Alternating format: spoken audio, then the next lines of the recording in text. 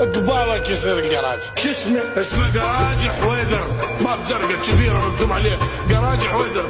انت طب وبعد ما لك شغله. اني هسه اروح لو دعتك. بالله شوف ترى اني ما مسؤول عليك. فهمت؟ عليك. لان جراج حويدر اللي يطب له ما يطلع منه سلامه. وشنو يابا؟